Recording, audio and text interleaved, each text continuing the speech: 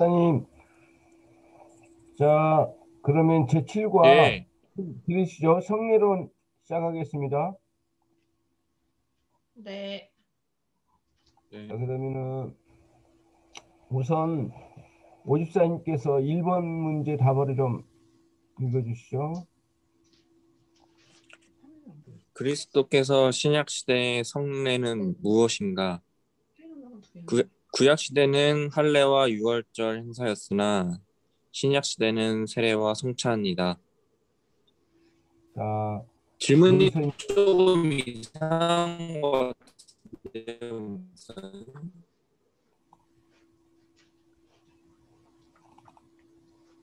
목사님 네, 네네. 잘 안 들리네? 잠깐만요. 잘 들리세요? 예, 예, 예. 네요. 아, 자, 예. 질문이 조금 이상한 것 예, 소리가 같아서 좀 예, 이상하죠? 여쭤봤습니다. 소리가 좀 저는 잘 이상하죠? 들리는데 목사님 잘 들리세요? 예, 어떤 울림이 있네? 소리가 늘어져요. 뭐 아, 테이프 늘어난 목소리 같이. 예, 예, 예. 왜 그러지? 자, 구약 시대와 신약 시대로 나뉘어진 그 성례전에 대한 해석이거든요.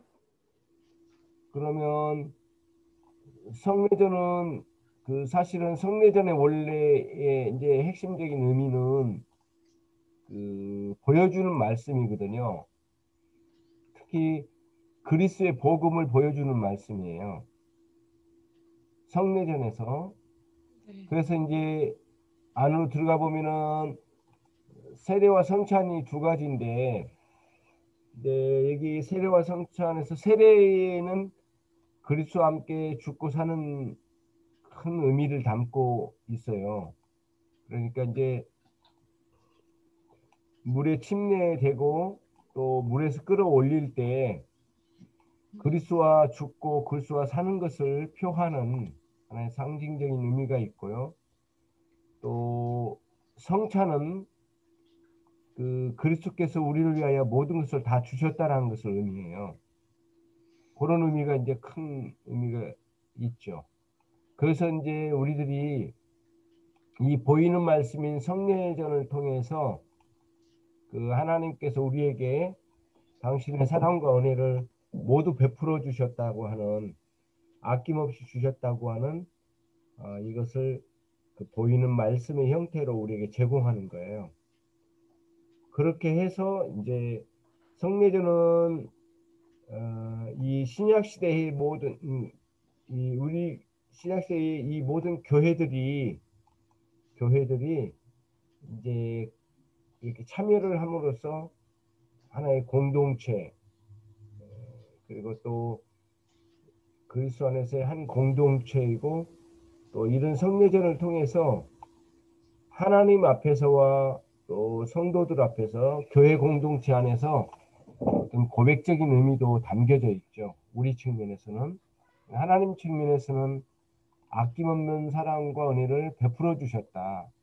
그래서 우리들이 특히 성찬에서 우리들이 단순한 형식에 그치지 않고 실제로 우리가 누리는 이 감격과 기쁨이 우리들에게 있게 되는 거죠.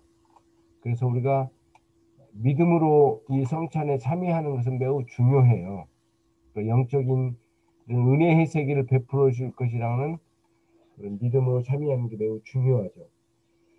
물론 이제 구약의 시대의 할례와 유월절이 똑같은 의미를 가지고 있는 건 아니지만 굉장히 많은 부분에서 흡사한 의미를 담고 있습니다. 그래서 음, 6월절에 어린 양으로 주신 예수 그리스도, 또 할례를 통해서 언약의 백성된 이스라엘 백성들의 유래가 있잖아요. 결국에는 그리스도 안에서 진정한 언약 백성이 됐잖아요.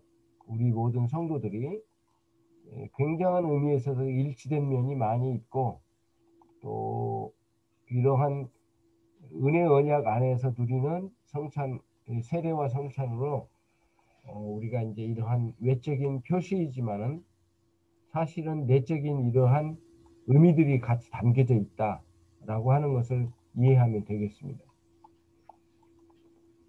자, 그다음 우리 한진혜 수사님께서 2번 문제 답을 읽어주시겠어요? 네, 세례의 뜻은 무엇인가? 죄를 씻는다는 뜻이다. 네. 죄를 씻는다고 하는 것은 어떤 물리적인 그림 언어이긴 한데 속죄의 의미가 있죠. 그러니까 죄를 사해 주시는 죄를 사해 주신다는 의미가 담겨져 있어요. 예, 세례라는 의미 속에 물론 이제 세례가 이제 어떤 물 본래 이제 그 세례가 물 안으로 이렇게 심려를 하잖아요. 그리고 다시 끌어올리는 과정을 통해서 이렇게 죽고 사는 의미가 있는데 이 안에서 옛 삶은 죽고 새 사람이 살아나는 의미를 담고 있어요. 그런 과정을 통해서 이제 결과는 뭐냐면은 죄를 씻어주시는 죄를 속죄하신 은혜의 역사가 있죠. 이 죄 씻음은 그리스도께서 우리를 대신해서 저주 받으심을 통해서 이루어진 거죠. 특별히 갈라디아서 3장 13절 전후에 보면은 이런 내용들이 담겨져 있어요. 무엇이냐면은 그리스도께서 우리를 위하여 대신 저주 받으셨다 라는 말씀이 있는데 그 말씀 바울 사도가 이 말씀을 증거하면서 이제 십자가의 죽으심이 우리를 위한 대신 저주 받으심이죠. 그런 의미가 담겨져 있죠. 유아 세례를 통해서 특히 태어나는 모든 아이들이 죄인으로 태어나잖아요.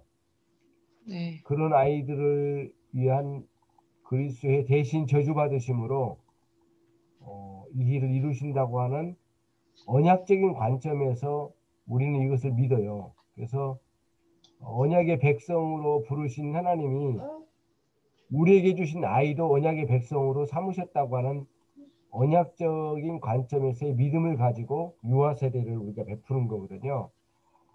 그래서 이제 여기 갈라디아서 3장 13절 전후에 보면 대신 저주 받으셔서 거기 보면은 그러니까 어떤 목적으로 그 대신 저주 받으셨는가? 첫 번째가 아브라함의 복을 받기 위하여 아브라함의 복을 주시기 위하여 은혜 언약의 복이거든요. 두 번째는 뭐냐면은 그게 갈라디아서 3장에 나온 내용인데요. 우리에게 성령을 주시기 위하여, 그렇죠? 양자의 영이신 성령을 우리에게 베풀어 주시기 위하여 예수님께서 저주 받으셨다는 것. 이 죄시심이라는 그림 언어 속에는 이런 의미들이 담겨져 있는 거예요. 아브라함의 언약을 주시고 성령을 베풀어 주신 거죠. 차윤이도 유아 세례를 베풀면서 은혜 언약 안에서 이 복을 우리에게 이제 차윤이에게도 우리에게 주신 것처럼 차윤이에게 주실 거라고 하는 그 믿음 안에서의 이제 유아 세례가 베풀어 주는 거죠. 좀 더 깊은 의미는 뭐냐면은 그리스도와 함께 옛사람이 죽는 거고 그리스도와 함께 새 사람으로 살리는 거죠. 그런 의미가 이게 담겨져 있습니다.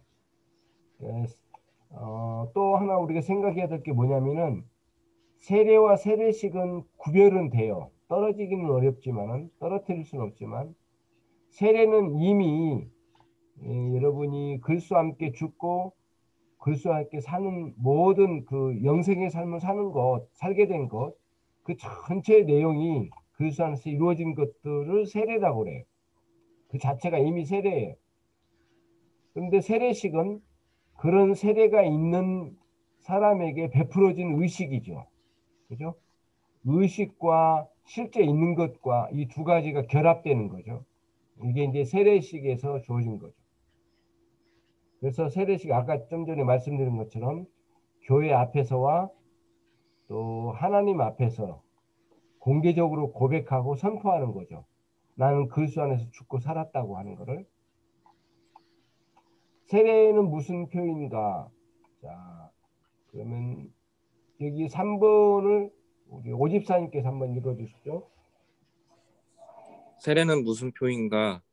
그리스도와 연합하는 표이다. 네, 그리스도의 연합인데요. 이런 의미가 담겨져 있습니다. 여기가 예수 그리스도, 여기 이제 성령, 그 다음에 성부 하나님 이렇게 계시단 말이죠. 그러면 이제 우리들이 이렇게 나라는 존재가, 사인이라는 존재가 그리스도께 연합을 해요. 그러면은 이제 어떤 결과가 나오냐면 그리스도께 연합되어서 삼일체 하나님 안으로 연합이에요. 원래 근본적인 의미가 이게 본질이 그거예요. 세례가 이런 뜻이 있어요. 아까 이제 죄 씻음의 의미가 있는데 조금 더 안쪽으로 들어가는 거거든요. 성부 하나님, 성자 예수 그리스도, 성령 하나님, 삼일체 하나님 안으로 연합에 들어가는 거예요. 속으로. 그런 의미가 있는 거죠. 근데 그 머물러 있는 개념이 아니라 끝없이 영원토록 들어간다는 개념이 있어요. 그래서 그 우리가 이제 죄도 나오긴 한데 성부, 성자, 성령의 이름으로 세례를 베푸노라 이런 말씀을 하잖아요. 사실은 정확한 의미는 그게 아니거든요. 그 헬라어 에이스라고 하는 단어가 있어요. 에이스. 이 에이스라는 단어가 인이 아니라 인투의 개념이거든요. 영어로 하면은 인투. 인투의 개념이니까 뭐냐면은 계속 들어간다는 개념이에요. 들어가고 있는 과정이에요. 영원토록 하나님 안으로, 삼일체 하나님 안으로 들어가는 개념이에요. 좀 역동적인 의미도 있고 지속성의 의미도 있어요. 에이스라는 단어가 그런 의미가 있거든요. 그래서 성부, 성자, 성령 속으로 세례를 베푸노라 이렇게 표현한 게 정확한 그 문자적인 이렇게 표현이에요. 사실은 그리스도와 연합을 통해서 성부, 성자, 성령 안으로 연합한다는 것. 그거를 제가 이제 여기 설명드렸습니다. 여기 오집사님께서 이 글씨 보이면은 요한 1서 4장 2절에서 16절이 좀 길긴 한데요. 12절에서 16절인데 한번 좀 천천히 읽어주시겠어요? 예, 어느 때나 하나님을 본 사람이 없으되 만일 우리가 서로 사랑하면 하나님이 우리 안에 거하시고 그의 사랑이 우리 안에 온전히 이루느니라. 그의 성령을 우리에게 주심으로 우리가 그 안에 거하고 그가 우리 안에 거하시는 줄을 아느니라. 아버지가 아들을 세상의 구주로 보내신 것을 우리가 보았고 또 증거하노니 누구든지 예수를 하나님의 아들이라 시인하면 하나님이 저 안에 거하시고 저도 하나님 안에 거하느니라. 하나님이 우리를 사랑하시는 사랑을 우리가 알고 믿었노니 하나님은 사랑이시라. 사랑 안에 거하는 자는 하나님 안에 거하고 하나님도 그 안에 거하시느니라. 자, 그러면은 다른 내용은 조금 전체의 흐름은 이거를 말하는 거거든요. 그리스도 연합할 때 삼일체 하나님 사이 연합이라는 뜻이에요. 안쪽으로 들어간다는 연합된다는 뜻인데요. 근데 그 연합 속에는 무한한 사랑을 누리는 연합이에요. 그래서 여기서 사랑이라는 표현이 굉장히 많이 나오잖아요. 사랑 안에 거하고 그 온전해지느니라 아마 이런 표현들이 많이 있는데 자, 다른 거보다는 우선은 이 13절에 보면은 여기에 관심 있어요. 하나님께서 또는 그리스도께서 성령을 우리에게 주심으로 아까 세례를 통하여 성령을 우리에게 주신다는 개념이 있다고 그랬죠. 예수님 저주받으셔서 주심으로 예수 그리스도가 그 안에 거하고 아니 우리가 그 안에 거하고 근데 이 그는 누구냐 하면 예수님이거든요. 우리가 예수님 안에 거하고 예수님께서 우리 안에 거하신 줄을 우리가 아느니라. 성령을 우리에게 주심으로. 그렇죠? 그러니까 예수님이 우리 안에 거하신다고 하는 것은 뭘로 한다? 성령을 우리에게 주심으로. 또 그거를 언약적인 표현으로 보면은 아브라함의 복을 우리가 받음으로 해요. 그런 개념이 여기에 담겨져 있거든요. 세례의 의미가 이런 깊은 의미가 담겨져 있어요, 사실은. 그러니까 아까 말씀드린 대로 세례식과 세례는 구별이 된다. 떨어지지는 않지만, 분리되지는 않지만은 세례와 이미 세례식 있기 전에 이미 세례가 있는 거죠. 그리고 또 그런 세례가 있는 사람에게 세례식을 베푸는 거죠. 유아 세례는 언약, 은혜 언약 관점으로 하는 거고요. 자, 그러면은 한 집사님께서 4번. 세례는 누가 베풀 수 있는가? 어떠한 형편을 물러나고 평신도가 베풀 수 없고 반드시 하나님의 사역자로 부르심을 받은 목사가 베풀 수 있다. 예. 하나님의 사역자로 부르심 받는다겠는데요. 정확히 말하면 단순한 사역자라기보다는 여기에 조금 더 말씀드리면 말씀 사역자예요. 말씀을 듣는 사역자. 예. 그러니까 말씀 사역자거든요. 말씀 사역자. 무슨 뜻이냐면은 성례전이 기본적으로 뭐라겠죠? 기본적으로 보이는 말씀이라겠잖아요. 그러니까 이 사역자가 말씀 사역자가 그 성도에게 세례를 이렇게 베풀 때 이미 그 말씀으로 사역을 했던 게 있어야 되는 거죠. 그래서 참된 말씀이 이 한 성도에게 이 말씀 사역으로 그리스도의 복음이 충분히 전해진 것을 전제로 하는 거예요. 여기서 말씀 사역자가 베풀어야 된다고 하는 것, 이런 의미가 담겨져 있거든요. 만약에 평신도가 베풀게 되는 상황이 온다고 그렇게 한다고 할 때 뭐가 문제냐? 말씀 사역자로부터 충분히 복음적으로 이렇게 이 사람 베풀어졌는가에 문제 있고, 또 평신도가 베풀 수 있는 문이 열려질 때 오는 게 뭐냐면은 단순히 말씀을 제거하고 그러니까 말씀을 이렇게 건너뛰고 말씀을 간과하고 단순히 의식으로 돌아가 버린 거예요. 이런 역사적인 일들이 많이 있었단 말이에요. 의식만 챙기고 말씀을 무너뜨린 거예요. 이게 로마 카톨릭식이거든요. 그러니까 반드시 말씀 사역자가 그 한 영혼에게 세례를 베풀기 전에 이미 복음 진리로 충분히 가르침 바 되고, 또 이 말씀이 실제로 이 사람에게 그리스도의 복음이 충분히 이 사람에게 적용돼서 있는가, 말씀이 그런 의미가 담겨져 있어요. 그런 의미를 생각해 볼 필요가 있어요. 그래서 말씀 사역자, 단순히 하나님의 사역자라기보다는 말씀 사역자의 개념이 있습니다. 그 다음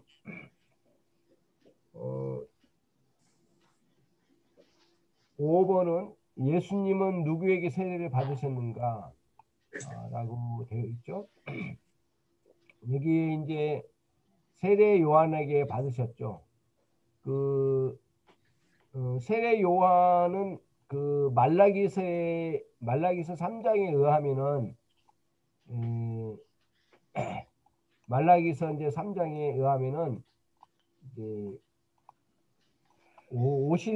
오실 메시아의 어떻게 보면은 이제 하나의 이제 구약의 마지막 선지자인데, 이 세례 요한이 오실 메시아의 길을 안내하는 그런 선지자, 또 가장 결정적으로는 이 세례, 그 전에는 여러 가지 물로 정결케 하는 의식들이 많이 있었는데, 하나님께서 전격적으로 이 세례 요한을 통해서 세례시계로 결정적으로 이제 그리스도께 우리를 인도하는, 그리고 심지어는 제도적이요, 그 다음에 이 세례가 담고 있는, 다시 말하면 그리스도 안에서 구속의 은혜를 입은 사람들이, 그리스도께 연합된 사람들이 이 세례식으로 완전히 그 의식을 갖춰서 이제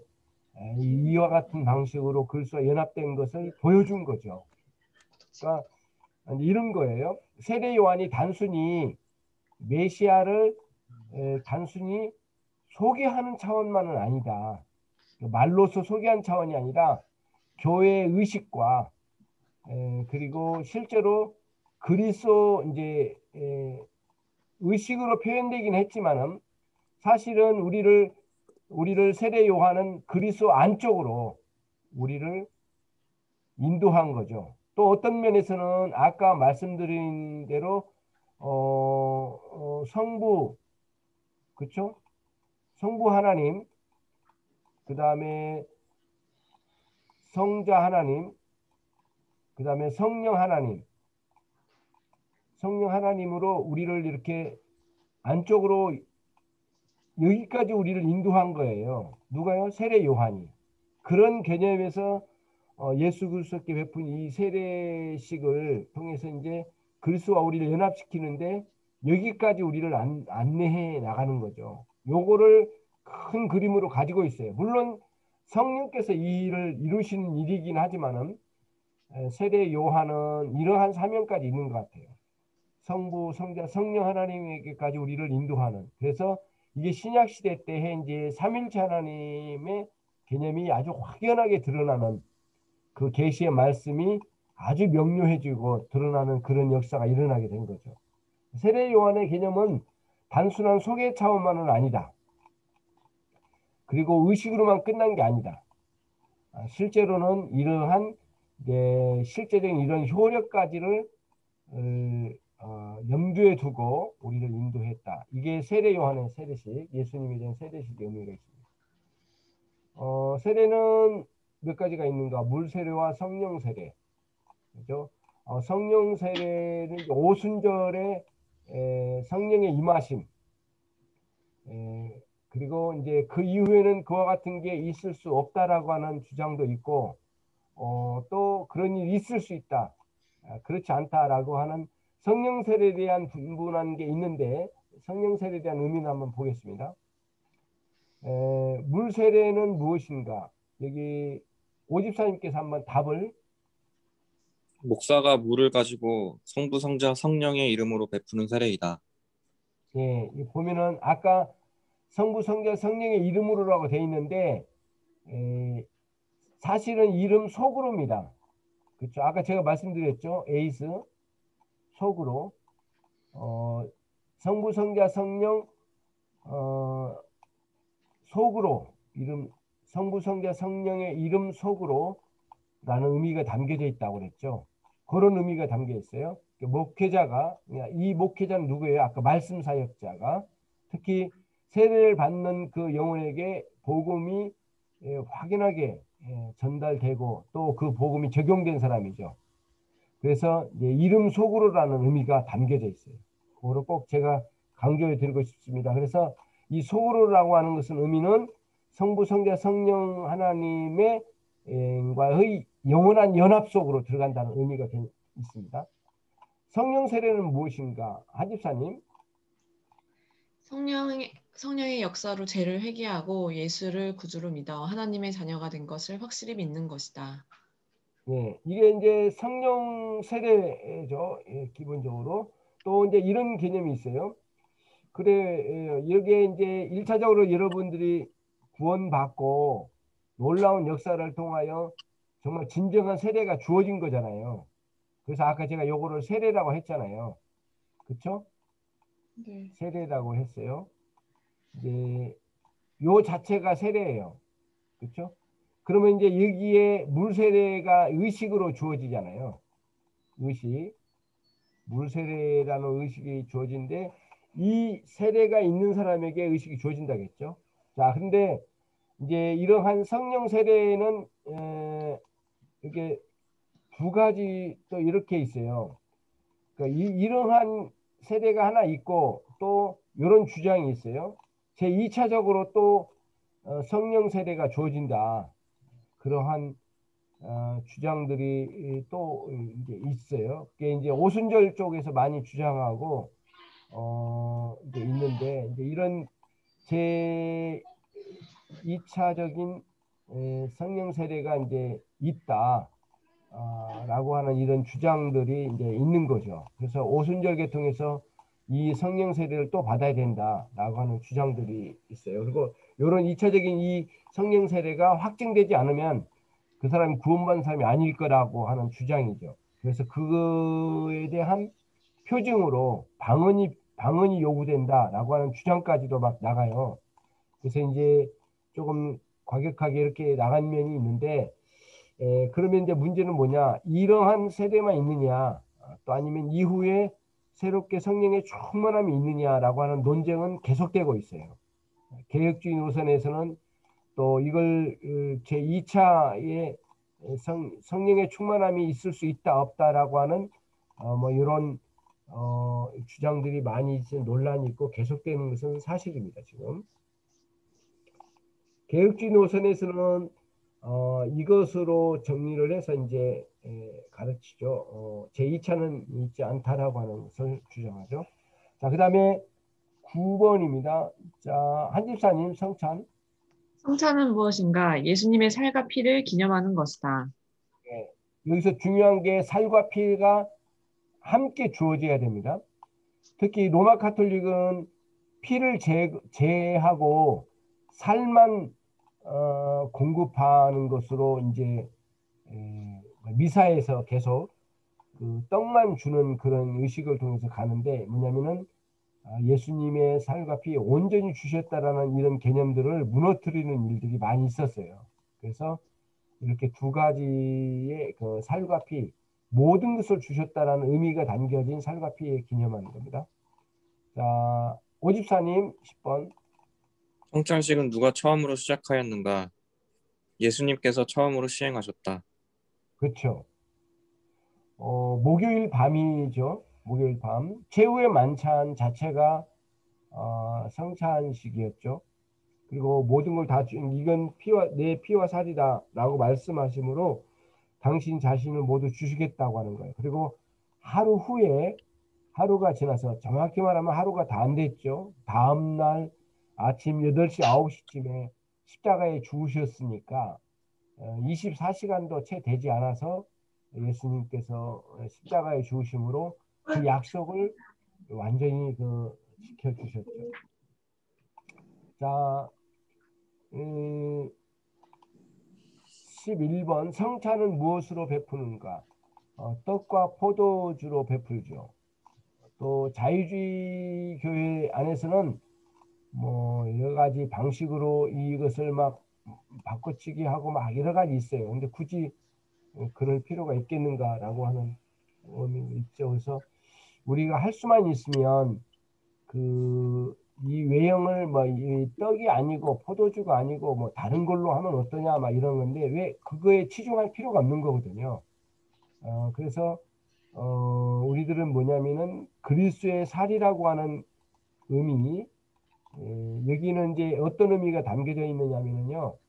예수님께서 실제로 진정한 인간의 육체를 입고 오셨다라는 의미도 담겨져 있어요. 예. 그래서 이제 초대교 이단인들이 예수는 이미 뭐 100년도 채 되지도 않았는데 예수님이 육체로 오신 적이 없다. 그냥 혼령으로만 왔다 갔을 뿐이다. 라고 하는 그런 주장도 있었거든요. 이 성찬식은 그리스도의 성육신이 있었음을 아주 명백하게 증거하는 전수하는 끝없는 계속된 고백이기도 해요. 주님은 그런 이단들과의 주장에 휩쓸리지 않고 그리고 그리스도께서 우리에게를 피 흘려 주셔서 구약의 말씀에 의하면 피는 곧 생명이라고 했잖아요. 우리에게 모든 생명을 다 주셔서 우리로 하여금 구원하셨다고 하는 피와 살이라고 하는 이 두 가지를 잘 전수해 주셔서 성육신의 개념을 정확하게 전달해주는 중요한 의식이 되는 거죠. 포도즙은 예수님의 피를 기념하고 또 성찬은 언제부터 언제까지 시행하는가라고 하는 마지막으로 자 오집사님께서 마지막으로 이 부분 성찬식은 언제부터 언제까지 시행하는가? 예수님의 죽으심부터 재림까지 시행한다.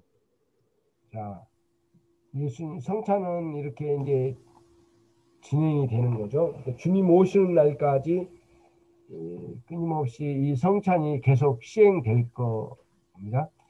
성찬식을 통해서.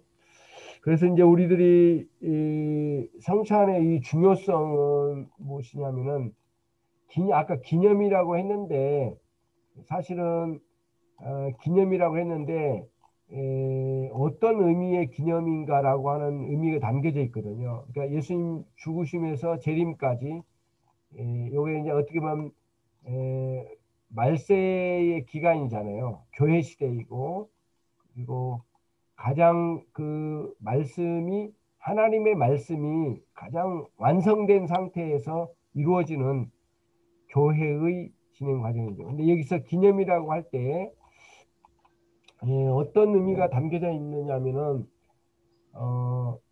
예수님께서 지금 육체로 거하시는 하나님 큰 보좌 위에 주님이 계시잖아요. 그러면은 육체로 계신 분이 지금 여기 내려오지 않으시거든요.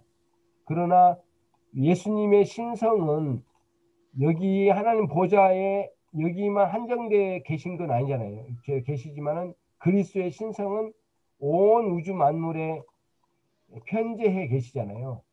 성령 하나님도 그렇고 성부 하나님도 그렇고 온 우주 만물에 편재해 계셔요. 계시지 않는 곳이 없으시다 그런 뜻이에요. 그렇죠? 네. 근데 기념을 할 때 이 땅에 있는 우리들이 기념을 할 때 그리스도의 영적 임재설 다시 말하면 영적으로 우리 가운데 임재하셔서 그리스도가 우리 가운데 임재하셔서 특히 영적으로 임재하셔서 빵과 포도주를 먹을 때 그 믿음으로 이제 그리스도께서 우리를 위하여 모든 것을 주셨다고 하는 믿음을 가진 영혼의 심령들 속에 영적으로 임하시는 거예요. 그리스도의 신성에 충만한 우리 안에 임하는 거예요. 그리고 그 임하심의 표현은 뭐냐면은 성령의 역사하심으로 우리에게 은혜를 베풀어 주실 때 성령님은 그리스도의 은혜를 우리에게 공급하시는 분이거든요. 그리스도의 충만한 은혜를 믿음으로 감당할 때 우리에게 베풀어 주신 거죠. 그거를 뭐라고 하냐면 우리는 단순한 기념에 멈추지 않고 영적 임재설이다. 영적으로 임재하신다. 영적 임재예요. 그리스도의 복음이 충분히 담지되어 있는 믿음의 사람 안에 영적으로 임재하는 거예요. 그리스도께서 우리 안에 임하는 거예요. 이것을 우리는 단순히 예수님의 죽으심 자체만을 기념하는 그러니까 단순히 행사적인 기념의 개념이라기보다는 이 기념보다는 더 깊은 의미가 담겨져 있어요. 이 기념이라는 의미 속에는 영적 임재설이 영적으로 임하신다. 이것을 믿는 믿음이 요구돼요. 어디에요? 성찬식에. 이 믿음이 요구돼요. 반드시 이 믿음이 요구되는 거죠. 그런 의미로 성찬식에 우리가 임하는 겁니다. 자, 혹시 질문사항 있으신가요? 아니요. 성례전 목사님, 저기 예, 질문이 하나 있는데 예. 그 세례는 원래 그 세례 요한 전에는 없었던 의식인가요? 그 전에는 결례식이라고 있었어요. 네, 유대인 사이에. 근데 그 전에는 이제 할례가 있었잖아요. 네, 할례가 있었다고 그랬잖아요. 그 전까 할례가 있었어요, 실제로.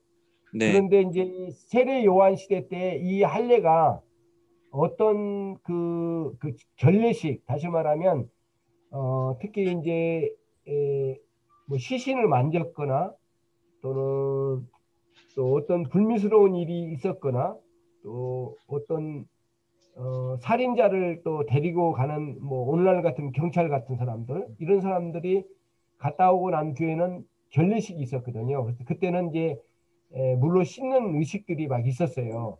근데 네, 그게 교회 역사에 공식적인 그 의식으로는 정착이 안 돼 있었어요. 근데 네, 공식적이고 이렇게 의식으로 정착된 건 할례였고 할례와 세례식 사이에 이러한 결례식이 많이 있었는데 이것이 이제 세례 요한이 하나님 마지막 보내주신 선지자로 인해서 아주 교회에 정착시켜 가고 또 정착되고 교회 의식으로 공식화돼서 정착된 것은 이 세례식이었어요. 그런 역사적인 흐름은 있습니다. 또 좀 연구에 들어가 보면 그런 것이 실제로 있었다는 그 고증들이 많이 있더라고요. 보니까 각 가정마다 목욕탕이 있는데 그 목욕탕이 단순히 목욕하는 것이 아니라 이런 물로 결례식 이런 의식 성례식이 이렇게 있었던 거죠. 그런 의식들이.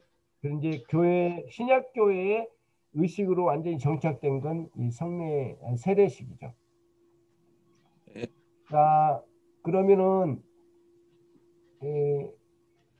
일단은 성례전 얘기까지 마치도록 하겠습니다. 자, 성경론을 할게요. 이게 좀 속도를 내도록 하겠습니다. 자, 오집사님 네. 1번 읽으시죠. 성경 공부는 누구에게 필요한가? 성도는 누구나 말씀을 주야로 묵상하고 읽는 일과 듣는 일과 지키는 일을 힘써야 한다. 네. 특히 이제 중요한 게 뭐냐면은요. 그, 그 성도가 신학이라고 하는 영역을 좀 뭐라 할까 좀 많이 분리를 하는 것 같아요. 왜 성도가 신학을 공부해야 되나? 아니에요. 개인적으로 신학적인, 그러니까 신학은 하나의 교리적인 내용을 잘 다뤄가는 거잖아요. 그래서 주야로 주의 말씀을 읽어갈 때, 묵상에 읽어갈 때, 그 의미가 뭔지를 알아야 묵상이 되거든요. 근데 오늘날 묵상집은 굉장히 문제가 많아요. 사실은. 뭐냐면은, 말씀의 의미를 찾기보다는 마치 문자적으로 오늘 나에게 갑자기 계시를 준 것처럼 막 그렇게 묵상을 해버리는 거예요. 그러니까 성경을 지극히 자기중심적으로 해석을 해버리고 묵상해 나가니까 굉장히 자기중심적이죠. 하나님이 본래 가지고 있는 뜻이 무엇인지에 대해서는 파악하지 않고 그런 의미에서 우리가 읽는 것과 듣는 것 지키는 일이 이제 우리가 필요하는데 읽고 듣고 지키려면은 말씀의 해석이 요구됩니다. 그래서 성경 공부가 우리에게 필요한 거거든요. 개인적으로 읽어 나갔을 때 그런 의미가 좀 담겨 있어서 우리가 성경 읽기나 또 우리가 그것을 묵상하는 것도 상당히 주의가 필요해요. 오늘날 성경 묵상 그 큐티집 가지고 하는 방식들은 굉장히 문제가 좀 있어요. 자, 그다음 한 집사님. 성경 공부의 유익은 무엇인가? 은혜와 진리와 능력과 영광의 구원을 얻게 한다. 예. 그 특히 이제 성경을 읽고 공부할 때 뭐를 꼭 전제로 해야 되냐면은 우선은 이 성경은 진리라고 하는 하나님의 말씀이라고 하는 확신과 또 하나는 뭐냐면은 두 번째는 이 진리를 도구로 성령께서 역사하실 거라고 하는 이런 확신, 그렇죠? 그래서 이제 두 가지 균형을 이루는 거예요. 단순히 이지적으로만 이해하려고 하는 차원은 뭐냐면은 성령을 배제하려고 하는 의도가 좀 많이 있어요. 또 말씀은 뒤로 하고 성령의 강력한 역사만을 추구하는 데가 있죠. 은사주의적인 방식이에요. 그래서 진리와 성령은 항상 함께 하는 거예요. 그거를 균형을 이루어 가야 되거든요. 그래서 어떤 은혜가 있다, 그러면 은혜를 누렸다, 그러면 그 은혜가 이 하나님의 말씀에 입각해서 어떤 은혜인가를 파악할 필요가 있거든요. 단순한 느낌으로만이 아니라. 그리고 그 은혜를 그 진리의 말씀으로 또 이렇게 조명해 볼 필요가 있어요. 은혜가 참다운 은혜인가, 단순한 느낌인가, 이런 것들이 필요하죠. 그래서 이제 개혁주의자들은 항상 그 꿈 베르보라고 했거든요. 그러니까 스피리투스 꿈 베르보라고 하는 의미는 뭐냐면은 성령과 함께 진리, 성령과 함께하는 진리, 또는 진리와 함께는 성령, 항상 그거를 강조했어요. 그러니까 성령님과 하나님의 말씀을 분리하려고 하는 모든 시도들은 반드시 왜곡돼서 한쪽으로 치우쳐져 갈 거다, 문제가 될 거라고 하는 종교 개혁자들이 가지고 있는 의식은 참 올바른 거라고 생각돼요. 참 옳은 판단인 것 같아요. 그래서 그런 성령께서 하나님의 말씀으로 우리가 진리가 진리되게 하시고, 또 그 안에 그 진리의 말씀으로 큰 감동, 감화가 있게 하시고, 그로 인해서 그 사람이 올바르게 이제 밖으로 이제 우리들이 이게 순종해 나가는 과정들이 있겠죠. 어떤 순종의 능력이 우리에게 주어지고, 그런 과정을 통해서 우리가 이제 구원의 은총을 충만히 누리는 대로 나가게 되겠죠. 자, 그래서 이제 우리들이 바라는 거 뭐냐면은 성경 공부를 할 때 좀 뭔가 듣고자 하는 마음, 이 간절한 마음, 그다음 알고 싶어하는 마음, 그다음 내게 은혜가 필요하다는 사실을 깨닫고, 또 그 간절하게 그 은혜를 바라는 마음, 좀 구체적으로 하면 성령께서 이 성경 공부의 은혜를 베풀어 주시기를 원하는 마음, 그런 마음으로 묵상하고 깊이 생각하는 일이 우리에게 필요하죠.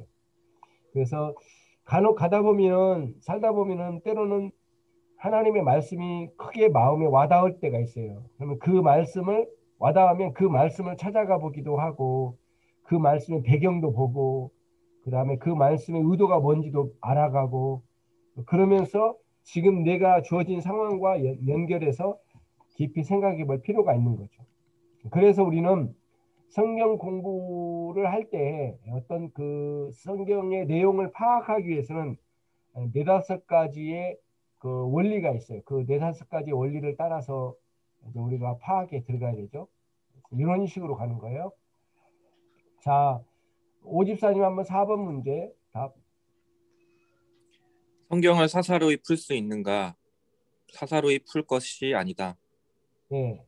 왜 그러냐면은 그 내용이 문자적으로 정확하게 어떤 내용인가, 그 내용, 아까 그 에이스라고 하는 단어를 제가 말씀드렸잖아요. 속으로. 그 속으로라는 이 단어 하나 가지고 굉장히 의미가 있었어요. 성부, 성자, 성령, 하나님 속으로라는 의미가 영원토록 그 성부, 성자, 성령, 하나님 이름 속으로 끊임없이 영원토록 연합해 들어가는 의미가, 에이스라는 의미가 있다고 그랬잖아요. 근데 대개 이제 에이스라는 의미보다는 성령의 이름으로 도구의 개념을 가지고 설명하는 그 의미를 로 왜곡될 가능성이 많잖아요. 그런 것처럼 문자의 의미를 파악하는 것도 굉장히 중요해요. 문자적 해석. 그다음 문학적 해석. 시로 썼는데 마치 사실적인 내용, 그러니까 어떤 그 시로 표현된 거를, 시로 표현되면 이 안에는 과장법도 썼거든요. 근데 그러한 시로 표현된 것이 아니고 문자적으로 해석해 버리는 경우가 위험성이 있잖아요. 그러니까 문학적인 기법이 있는 거예요. 그 안에 역사적 기록도 있고요. 또는 어떤 사건 자체를 그대로 기록한 것도 있고요. 사건이 아닌 비유로 말씀하신 것도 있거든요. 어떤 건 비유로 주님이 굉장히 깊게 하나님 나라를 말씀해 주셨는데, 그 비유를 마치 그러니까 역사적 사실로 사실을 기록한 걸로 해석하는 경우도 있어요. 이런 것들이 문학적 해석법이 아니잖아요. 문학적 해석법에서 실패를 한 거잖아요. 그래서 문자적 해석, 문학적 해석, 그다음 역사적 해석. 그 역사적으로 그때 당시에 이제 어떤 의미가 있었는가 그런 역사적 배경을 설명해 줘야 되거든요. 역사적 배경을 설명을 해 줘야만 하거든요. 특히 사도행전 같은 경우에 역사적 배경을 많이 설명해 줘야 될 내용이 많잖아요. 예.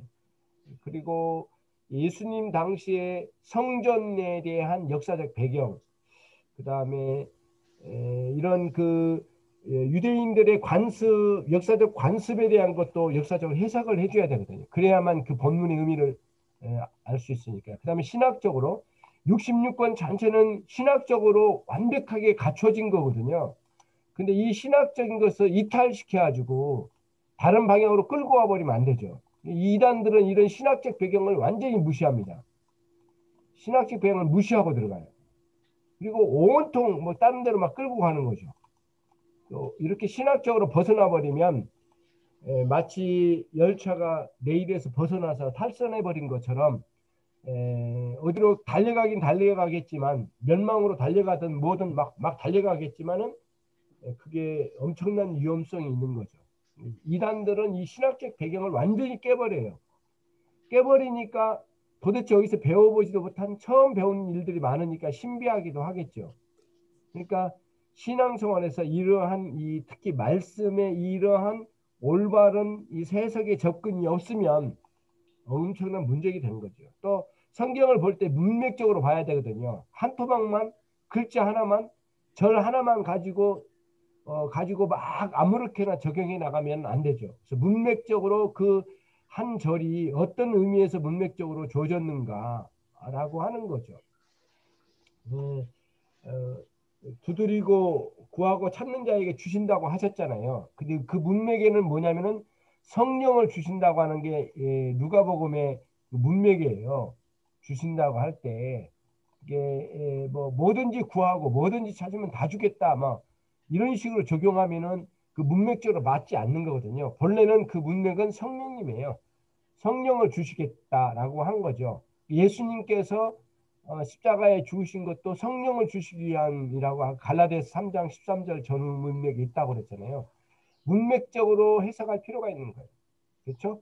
문자, 문학, 역사, 신학, 문맥적 접근을 통해서 성경을 해석해야만 사사로이 푸는 일들이 되지 않고 사사로이 푸는 것들이 이제 잘못된 것을 알고 올바르게 성경을 해석하게 되겠죠.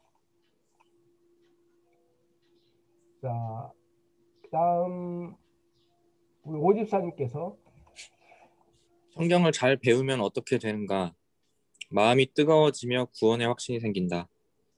마음이 뜨거워지면 이런 성령의 감동 감화의 역사가 있겠죠. 요거를 우리는 뭐냐면은 성경을 배울 때 성령님이 내적 조명이라고 해요. 배우는 것은 외적인 거잖아요. 그러니까 외적인 거죠. 우리가 요거 뭐 누구나 외적으로는 접근되거든요. 근데 내적으로 역사해 주셔야 되잖아요. 이 내적으로 역사하신 분은 성령님이시니까.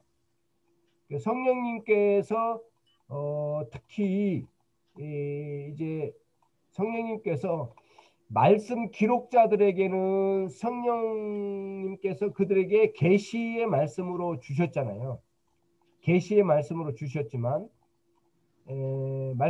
말씀 기록자들에게는 오늘날 우리 성도들에게는 성령님이 어떻게 해요?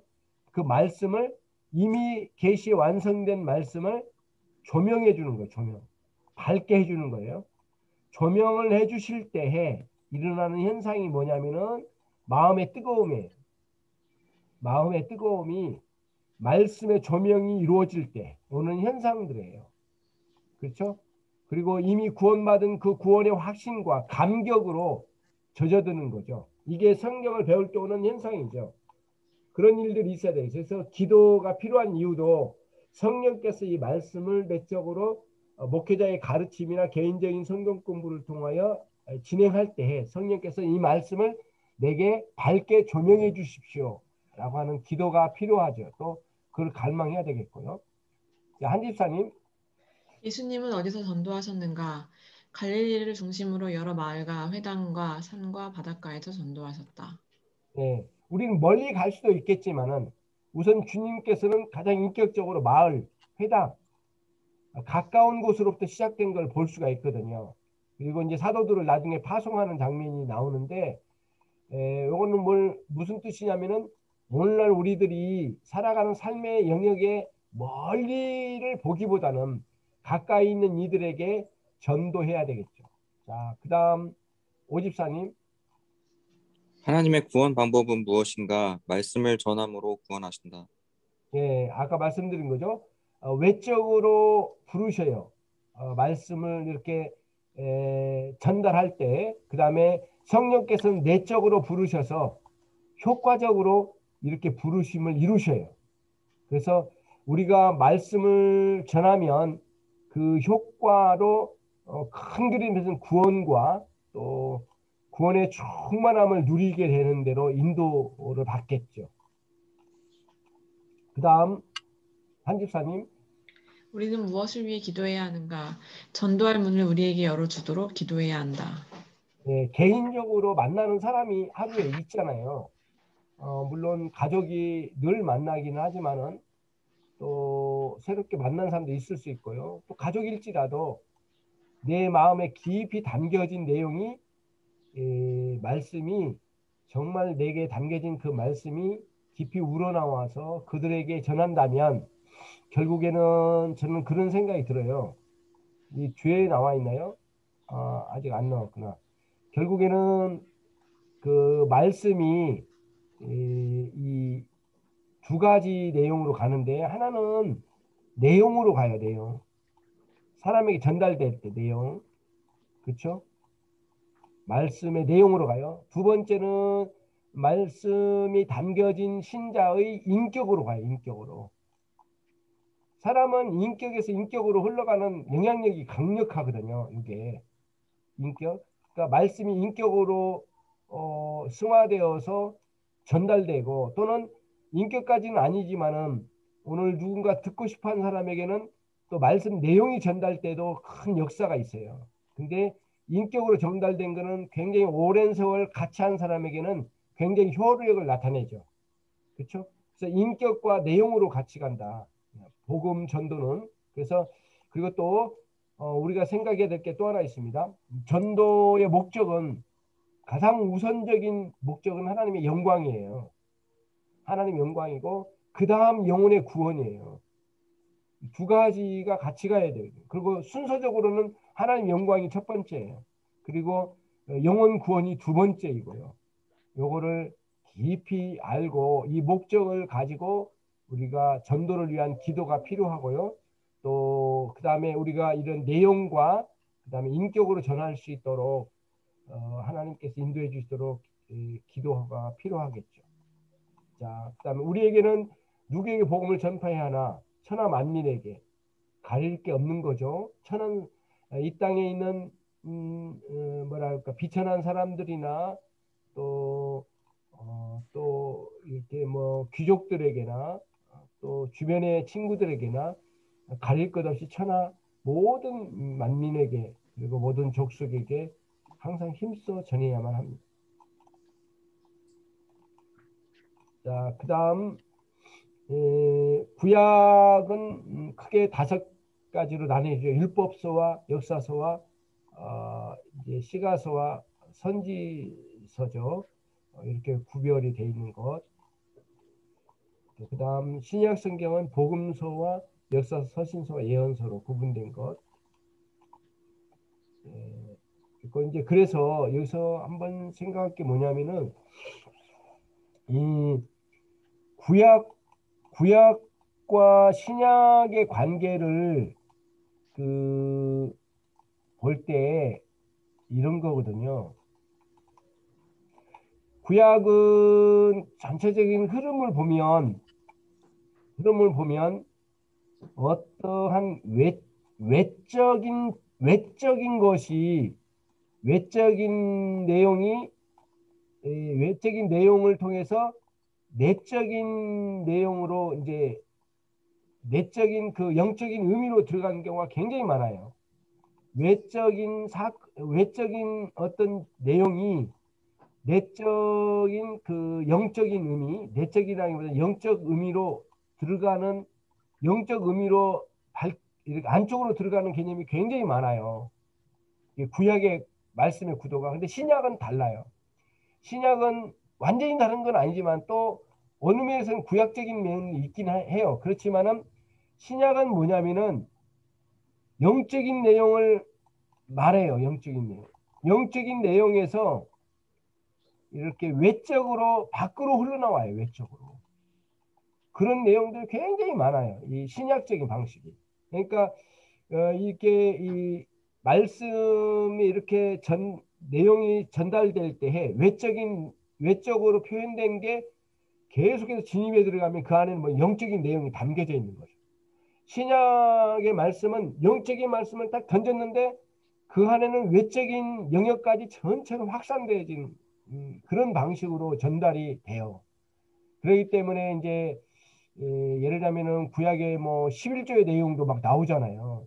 근데 그 안에는 굉장히 영적인 의미가 담겨져 있는데 그래서 이제 그런 구조로 되어 있다는 것을 좀 염두에 둘 필요가 있고요. 그 다음에 신약은 구약을 해석하는 아주 엄청난 눈이에요. 눈. 안경 같은 거예요. 구약을 해석하는 굉장한 중요한 도구예요. 그리고 또 신약은 구약에 뿌리를 두고 있어요. 이런 연관성을 잘 염두에 두고 특히 이제 그 율법과 복음의 관계로 이렇게 구별을 돼버리지만 사실은 구약의 율법 속에도 복음이 들어있고 복음 속에도 율법이 들어있는 거거든요. 다 이게 안에 다 들어있는 거 연관성 뗄 수가 없는 거예요. 구별은 되지만은 그런 개념으로 신약과 구약을 이해하면 좋겠습니다. 크게는 신구약 39권과 27권, 66권으로 되어 있죠. 그 다음에 이제 구약은 929장 142절로 되어 있고 신약은 260장인데 특히 31,098절로 이루어져 있는데요. 도합 성경은 1189장으로 이루어져 있고 도합 신구약 전체가 54,240절로 이루어져 있죠. 이런 절수는 교부 시대 때 특히 어거스틴 시대인데 4세기 무렵에 이 절과 장을 나눴어요. 4세기 무렵에. 그전에는 장과 절이 구별 없어요. 전체가 통합으로 이루어져 있거든요. 그 이후에 우리가 구별해서 서로 통용하면서 인용하기에 참 좋게 구별되어져 있는데 장단점이 있을 수 있겠지만 4세기에 이런 장과 절이 만들어졌다는 것. 자, 그 다음 이제 마지막입니다. 한 집사님께서 한번 읽어주시죠. 성경 공부의 요령은 무엇인가? 말씀을 향해 마음을 열어야 하고 성령을 향해 마음을 열어야 하고 이웃을 향해 마음을 열어야 한다. 네. 이건 어떻게 보면 이제 우리가 그 어떤 뭐 우리들이 이렇게 생각할 수 있죠. 참 좋은 표현인 거라고 생각해요. 그 링컨 대통령이 기독교인인 거 아시잖아요. 그렇죠? 네. 네. 그 링컨 대통령이 참 그 성경 읽기에 대단한 분이었다고 그래요. 특히 그 남북 전쟁이 일어날 때도 백악관 어느 방에서 기도할 때 중요한 결정 사항이 있는데 보좌관들이 당황했다고 하잖아요. 어느 방에서 기도한지를 몰라가지고 정말 그리스도인이었다고 하더만요. 그런데 그분이 한 유명한 말이 있어요. 성경을 펴놓는 때는 천국이 열려져 있다. 성경을 닫아놓을 때는 천국이 닫혀 있다. 이런 표현을 썼어요. 아주 오랫동안 기억이 남는데요.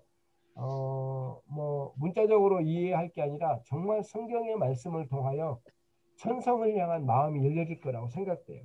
성경을 통해서 은혜를 누리시고 또 차윤이도 일생 동안 성경이 열려져 있는 귀한 딸이 되기를 바랍니다. 네, 아멘. 자, 목사님, 오늘 그러면은 이 성경론은 오늘 여기까지 또 마치고요. 한 3, 4분 지나서 마지막 또 내용을 또 마치도록 하겠습니다. 자, 쉬었다고 봅시다.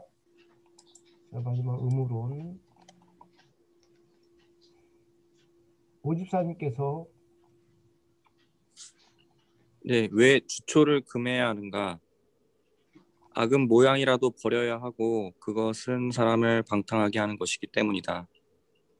한집사님께서 이 말씀 구절 한번 읽어주시겠어요? 항상 기뻐하라, 쉬지 말고 기도하라, 범사에 감사하라. 이는 그리스도 예수 안에서 너희를 향하신 하나님의 뜻이니라.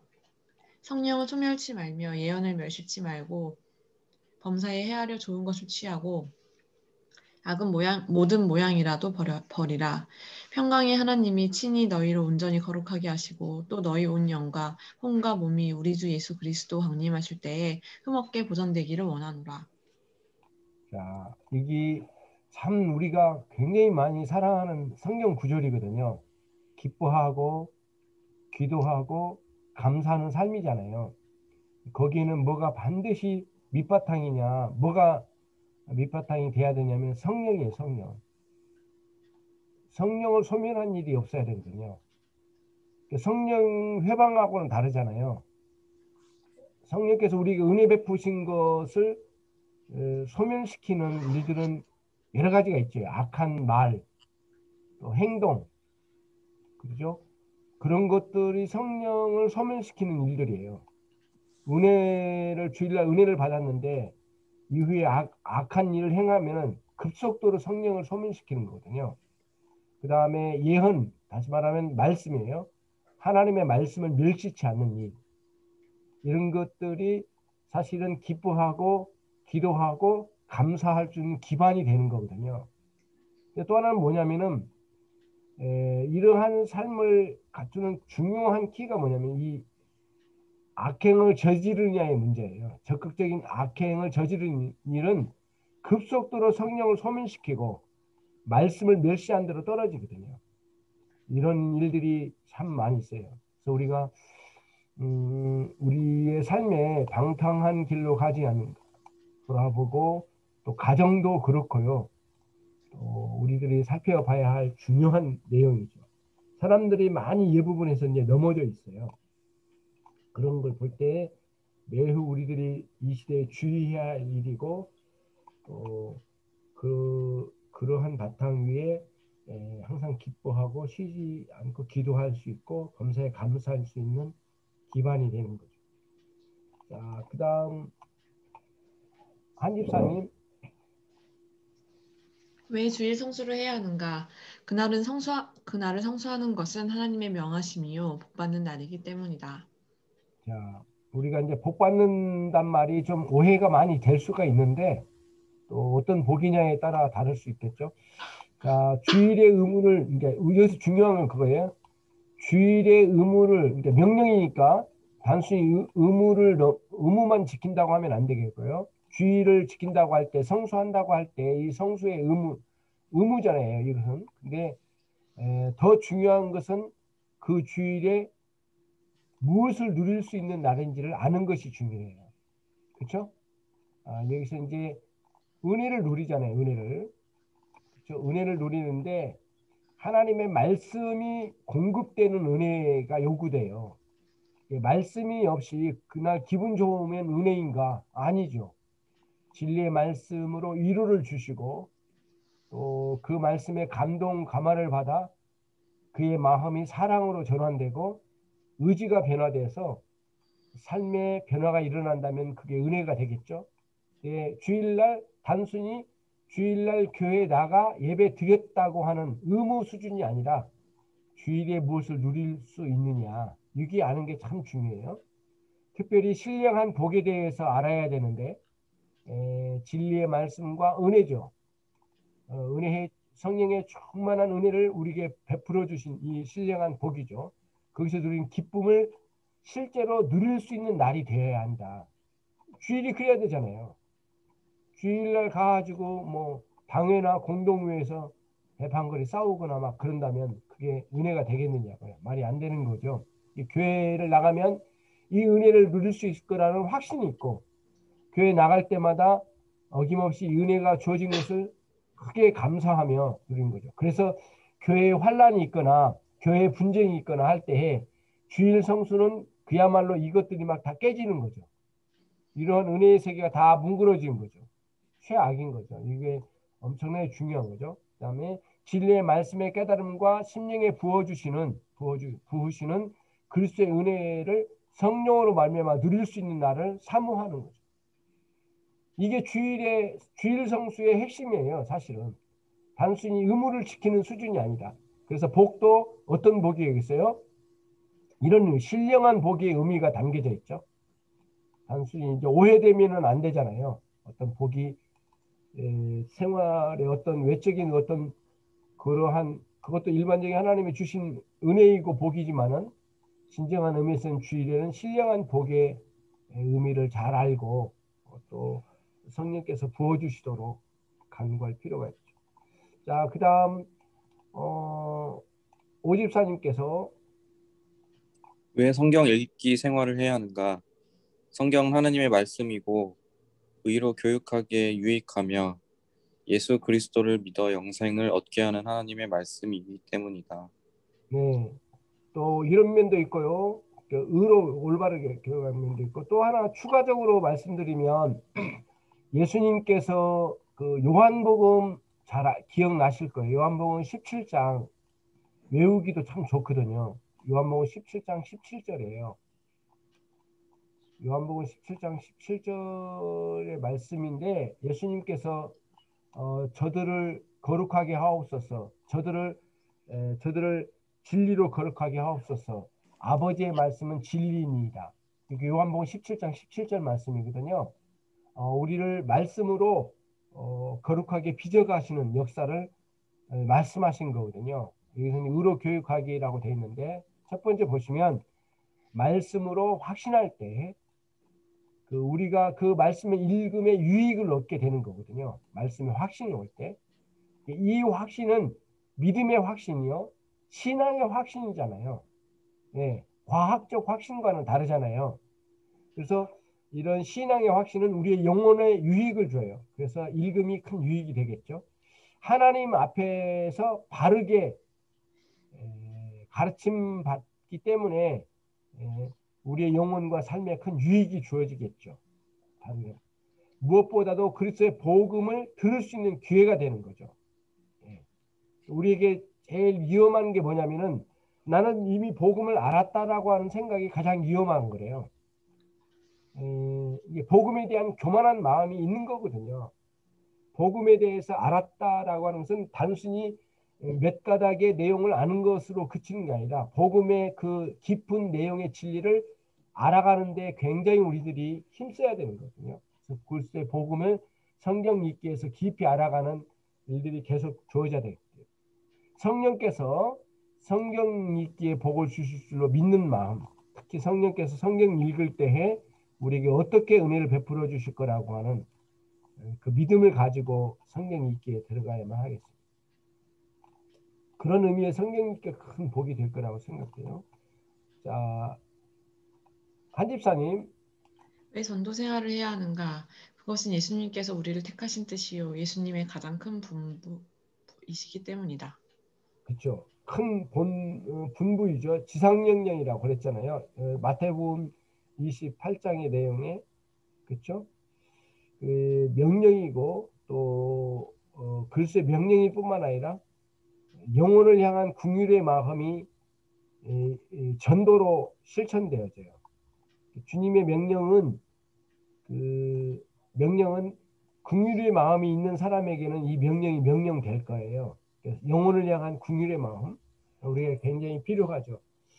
단순히 못 먹고 못 사는 것 때문에 그냥 긍휼이 아니라 영혼을 향한 긍휼한 마음, 긍휼히 여기는 마음 굉장히 중요하죠.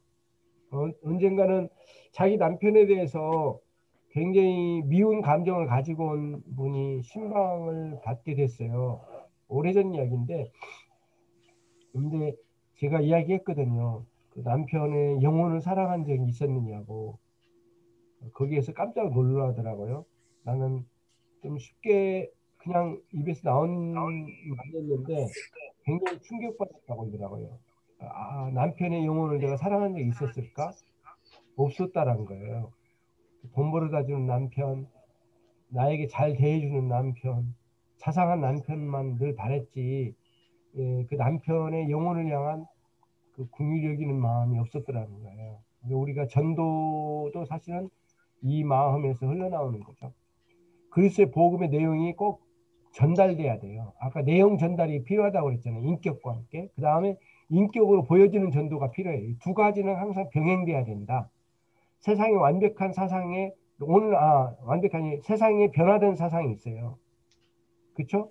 18, 9세기에 있던 특히 이제 그때 있었던 합리주의의 발달, 그리고 사람들이 이성 중심의 세상으로 끌고 가려고 하는 시도, 그다음에 1960년대에 일어났던 포스트 모더니즘의 극단적인 자율주의, 다시 말하면 하나님 배제한 자기 자신만의 삶을 추구하는 극단적인 신을 배제한 개인주의 사상이 1960년도에 아주 극단적으로 일어났다고 해요. 그게 이제 포스트 모더니즘의 아주 극단적인 흐름이거든요. 그런 흐름이 이제 일어났는데, 그러한 흐름에 대응할 수 있는 진리의 말씀이 우리에게 필요하잖아요. 그래서 우리들에게는 성경적 가치관과 세계관이 우리에게 요구되잖아요. 특히 이제 이 세상의 가치관과 세계관은 아주 자율주의, 극단적인 자율주의예요. 하나님 없는 세상을 살고 싶은 거예요. 하나님도 내 인생 간섭하지 말고 개입하지 말라는 거죠. 그런 세계관을 향하여 살아계신 하나님이 우리의 주인 되시고 왕 되신 하나님이 어떤 분이신지를 명확한 이 가치관과 세계관을 가진 사람만이 진정한 전도가 이제 실천될 수 있을 거라고 생각해요. 코로나 이후에 더욱더 그럴 것 같다는 생각이 듭니다. 출석해야 할 예배는 무엇인가? 새벽 예배, 주일 예배, 수요 예배, 구역 예배, 뭐 이렇게 있는데 뭐 절대적인 건 아니지만은 우리가 이런 공예배는 우리가 주일 예배를 공예배라고 해요. 공적 예배.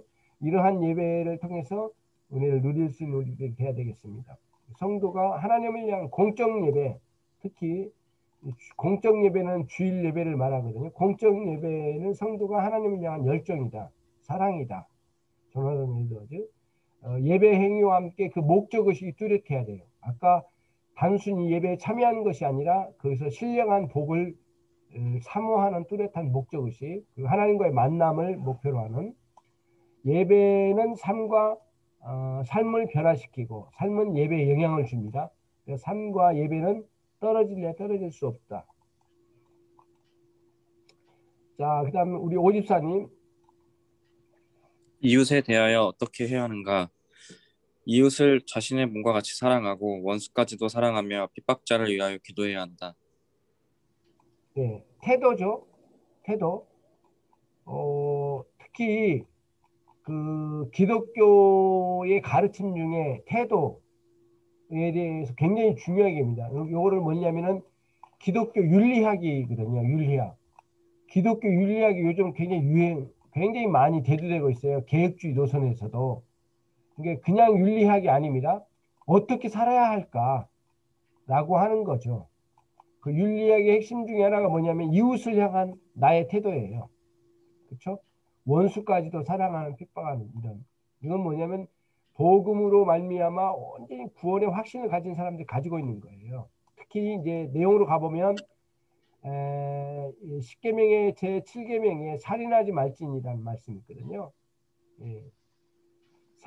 살인하지 말지니라라고 하는 이 계명 중에 그 생명 존중 사상이 담겨져 있어요. 예. 살인하지 말지니라는 이 말씀 속에 이제 생명 존중 사상이 담겨져 있는 거거든요. 사람들이 이제 살인하지 않은 거, 살인하지 않은 것, 6계명이네요. 6계명. 6계명 안에 살인하지 말지니라 라고 했죠. 그 다음에 7계명은 간음하지 말지니라. 근데 이 살인하지 말지니라 이 뭐냐면은 적극적으로 영혼 사람들의 생명 존중 사상을 요구하는 거예요. 이웃 사랑한 마음의 자세는 또 한편 하나님의 사랑에서 흘러나온다는 것. 그 다음에 나의 대적, 나를 공격하는 자를 위한 기도하는 마음의 태도. 이게 굉장히 중요한 기독교의 윤리학에서 아주 핵심적으로 다뤄가는 내용이 되겠습니다. 자, 마지막입니다. 용서의 문제거든요. 용서의 문제. 자, 한 집사님께서 형제의 허물을 몇 번이나 용서해야 하는가? 용서하면 용서함을 받는다. 그러므로 70번씩 7번이라도 용서해야 한다. 자, 여기에 이제 오해될 수가 있거든요. 이게 이제 그 주기도문의 관점인데 주기도문 요게 내용을 이렇게 쓴 게 좀 옳은가라고 하는 생각이 들 정도로 뭐냐면은 용서하면 용서함을 받는다고 했는데 이 용서함을 받은 사람은 누구예요? 용서하는 사람은 이미 용서받은 사람이에요. 하나님으로부터. 그러니까 사실은 이 용서는 하나님의 사죄의 은총으로부터 이미 왔던 사람이거든요. 그렇기 때문에 그러니까 내가 용서라고 하는 것을 행하니까 용서받는다라고 하는 논리는 좀 위험성이 있어요. 그래서 조금 더 깊이 들어가면 주기도문을 받는 사람은 이미 용서의 은혜를 누린 사람이에요. 그래서 그리스도의 용서가 이미 있는 사람이 용서하는 게 되는 거고 그 용서의 은혜로 또 우리가 더 많은 용서의 은혜의 세계를 누릴 수 있는 세계로 나간다는 개념이 있는 거거든요. 자, 그러면 한번 봅시다. 첫 번째, 항상 하나님의 용서의 은혜가 우리의 마음으로 감격으로 자리 잡아야 돼요. 하나님 용서의 은혜가. 요게 우리가 핵심이에요. 그러면서 용서의 자리로 나갈 수 있는 거거든요. 그렇죠? 자, 용서받은 죄인이 살아가는 원리가 있는데 용서의 실천이에요. 네, 용서의 실천이에요. 그래서 의롭지 못하고 때로는 좀 불이하게 보여진 것들이 있을 때에 물론 정의로운 마음으로 이렇게 이야기할 수 있고 하지만은 우리가 너무 쉽게 우리의 마음이 그 판단하는데 정죄하는 대로 곧바로 가지 않도록 마음의 관리가 굉장히 중요해요. 그래서 용서의 실천은 그런 데서부터 시작되는 것 같아요. 참, 저 사람 참 부끄러운 사람이다 라고 생각을 하지만은 그 속에서도 또 그럼 왜 저렇게 되었는가 라고 하는 과정들을 보면서 천천히 상황을 살펴가면서 우리들이 주님의 은혜 안에서 살아가는 신자로서 용서의 실천이 우리에게 참 많이 필요해요. 용서. 참 중요한 내용이기도 합니다. 하루하루 용서의 은혜와 자책감들이 충돌할 때가 참 많아요. 하나님 용서를 나에게 해주셨잖아요. 그런데 오늘 내가 잘못한 게 있잖아요. 이 두 가지가 충돌할 때가 참 많아요. 그럴 때마다 어떻게 해야 돼요? 우리가 복음적인 관점에서는 용서의 은혜가 이겨야 돼요. 예. 아, 내가 나같이 부끄러운 인간이 어디 있나 라고 생각이 되고 나 참 부끄러운 사람이다 라고 할 때 자책감에만 잠겨 있으면 안 됩니다. 그러면 그러한 부끄러운 자를 용서해 주신 그리스도의 용서의 은혜, 사죄의 은총에 대해서 더 깊이 알아가는 대로 나가야 돼요. 그게 복음의 능력이 내게 주어진 때이거든요. 교회에 오면은 나 참 부끄러운 사람이다라는 사람 그렇게 말하는 사람은 많지만은 또 하나님의 용서의 은혜로 내가 어떻게 회복을 얻었는지에 대해서 말하는 사람은 좀 소수잖아요. 그래서 복음의 능력은 용서의 은혜로 충만하게 새로워져요. 그래서 여기서 은혜의 감격, 용서의 은혜에 감격할 수 있는 사람이 되어야 되겠습니다. 그 다음 가장 가까운 가족부터 용서의 은혜 안으로 품어낼 수 있는 게 우리의 삶이에요. 신자의 삶. 참 잘못하고 그러한 부끄럽게 보여진 사람들이 있고 참 마음 아프게 한 사람이 있죠. 그러나 용서의 은혜의 마음을 우리 안에 품는 것은 매우 중요해요. 이런 것들이 우리의 삶의 의무로 담겨져 있는 거죠. 저와 여러분이 그러한 용서의 은혜가 날마다 감격적으로 와닿고 또 실제로 용서의 의무를 감당하는 그런 삶으로 날마다 살아가는 두 분이 되시길 바라고 또 차인이도 그런 은혜 안에 있기를 간절히 원합니다. 자, 혹시 질문 사항 있으신가요? 아니요. 목사님, 예, 그 아까 예, 성령을 소멸하지 말라고 표현한 그 부분, 예, 예, 예. 그게 그 제가 알기로는 성령께서 저희에 한번 임하시면 예, 성령님이 사라지시는 거라기보다는 항상 계신다고 저는 알고 있는데, 예, 그 예. 소멸한다는 표현이 완전히 신자에게 임한 성령님이 사라져서 없어진다는 의미는 아니죠? 예, 그런 의미는 아니고요. 예. 그런 의미는 아니고 성령 소멸이라고 하는 의미는 정확히 말하면 성령의 은혜의 소멸이에요. 네. 정확하게 말하면 성령님께서 베풀어 주신 은혜의 영향력이 약화되는 걸 말해요. 네. 성령께서 우리를 완전히 버리고 떠나신다는 개념이 아니라, 그러니까 예를 들자면 은혜를 내가 주일 아침에 은혜를 참 많이 받았어요. 오후에 무슨 문제로인지 아무튼 부부간에 싸움을 했어. 다퉜어. 그러니까 주일 오전에 은혜 받은 게 오후에 굉장히 마음 상함과 오전에 받은 은혜를 쏟았다고 하는 그런 느낌들이 있잖아요. 그리고 그런 경험들이 있잖아요. 그게 성령의 소멸이거든요. 예, 은혜의 영향력이 약화되는 것을 말합니다. 그럼 이제 이런 게 있어요. 아니, 그러면 성령님은 하나님의 주권적인 역사하심으로 성령이 우리 안에 영향력을 베풀어 주신 것도 하나는 주권인데, 우리에 의해서 마음대로 성령의 영향력이 줄어들거나 강화되는 건가? 라고 하는 의문점이 들거든요.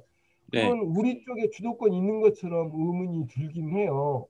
네. 근데 그거를 어떻게 해석해야 되냐면은 이렇게 보는 거예요. 그게 이제 어디 어떤 개념이냐면은 그 우리의 부패성이 있을 때, 부패성이 드러날 때 성령은 거룩하신 성령의 영향력이거든요. 하나님 성령의 은혜는 거룩한 요소가 있어요. 그 거룩한 요소는 불결한 것과 같이 있을 수 없거든요. 항상 그런 개념이거든요. 그러니까 어, 뭐라 할까요? 불결함과 함께 있을 수 없으므로 성령의 은혜의 영향력이 약화된 거지.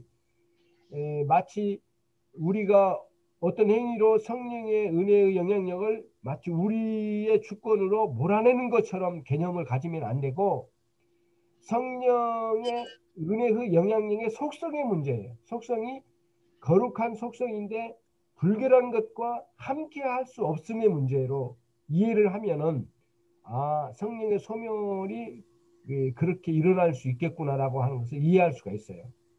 예. 네. 그러면 이해가 될 거라고 생각합니다. 청교도들도 이 문제 가지고 많이 논란이 있었는데 그렇게 이해를 했다고 하더라고요. 그래서 그게 맞는 것 같다는 생각이 듭니다. 성령의 소멸은 성령의 은혜의 영향력의 약화라고 하는 쪽, 또는 성령의 은혜를 거둬가심의 개념으로 좀 이해를 하면 될 것 같습니다. 네. 네. 집사님, 그래요. 잘 보내시고 다음에 또